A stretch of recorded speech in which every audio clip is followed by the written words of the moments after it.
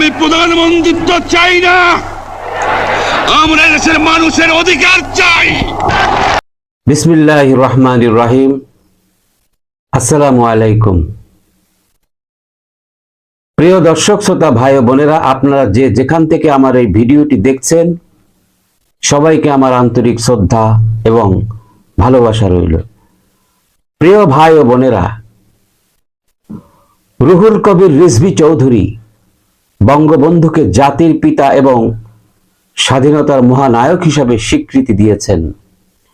এর মাধ্যমে তিনি সেই রাজনৈতিক মতপার্থক্যের বাইরে গিয়ে একটি ইতিবাচক দৃষ্টিভঙ্গি প্রকাশ করেছেন, যা বিরল।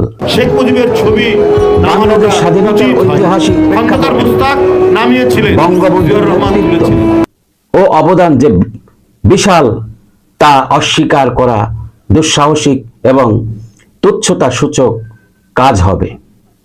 তিনি একজন স্বাধীনতার স্থপতি হিসেবে শুধু বাংলাদেশের জনগণের কাছে নয়, বরং সারা বিশ্বের মুক্তিকামী মানুষের কাছে অনুপ্রেরণা হিসেবে রয়ে গেছেন।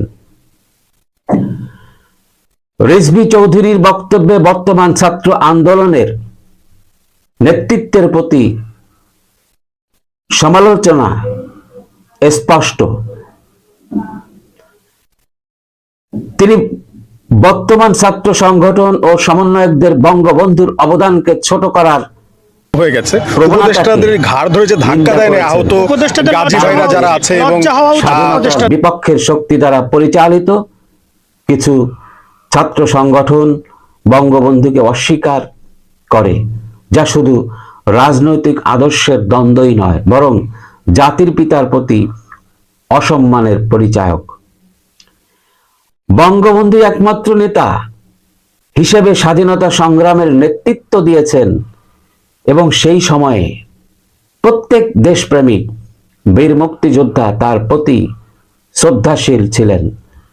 কিন্তু বর্তমানে কিছু ছাত্র সংগঠন বঙ্গবন্ধুর অবদানের অবমূল্যায়ন করছে, যা জাতীয় ঐক্যের ক্ষেত্রে ক্ষতিকর হতে পারে। এই মনোভাব দেশের শিক্ষা ও রাজনৈতিক পরিবেশে অশান্তি সৃষ্টি করে এবং নতুন প্রজন্মের কাছে ভুল বার্তা প্রেরণ করতে পারে। রিজভী চৌধুরী শেখ মুজিবের ছবি নামানোটা উচিত হয়, খন্দকার মোস্তাক নামিয়েছিলেন। সরকার কখনো বঙ্গবন্ধুর প্রতি অসম্মান দেখায়নি। এর মাধ্যমে তিনি বোঝাতে চেয়েছেন যে ঐক্যের একটি প্রতীক হিসাবে বঙ্গবন্ধুকে সম্মান করা উচিত এবং রাজনৈতিক মতবিরোধ থাকলেও ইতিহাসকে অস্বীকার করা উচিত নয়। এটি এমন একটি দৃষ্টিভঙ্গি যা সব রাজনৈতিক দলের জন্যই উদাহরণস্বরূপ হতে পারে। রিজভী চৌধুরী বঙ্গবন্ধুর প্রতি জিয়াউর রহমানের শ্রদ্ধার কথা উল্লেখ করে দলের শীর্ষ নেতাদের, বিশেষ করে তারেক রহমানের প্রতি সমালোচনা করেছেন। তার মতে বিএনপির বর্তমান কিছু নেতা, বিশেষ করে তারেক রহমান, রাজনৈতিক শিষ্টাচার অনুসরণ না করে সিনিয়রদের প্রতি অসম্মান প্রদর্শন করেন। রিজভী চৌধুরী শেখ মুজিবের ছবি নামানোটা উচিত হয়, খন্দকার মোস্তাক নামিয়েছিলেন, জিয়াউর রহমান তুলেছিলেন। সিনিয়র ব্যক্তিদের সম্মান করা প্রয়োজন এবং সে সম্মানের অভাবেই তরুণ নেতাদের নীতিহীন এবং অস্থিতিশীল করে তুলতে পারে।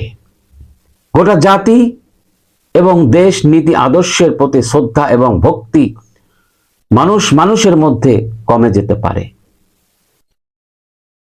প্রিয় ভাই ও বোনেরা, আমার এই ভিডিওটি যদি আপনাদের ভালো লেগে থাকে তাহলে অবশ্যই আমার চ্যানেলটিকে সাবস্ক্রাইব করবেন, লাইক, কমেন্টস, শেয়ার করে আমার পাশে থাকবেন।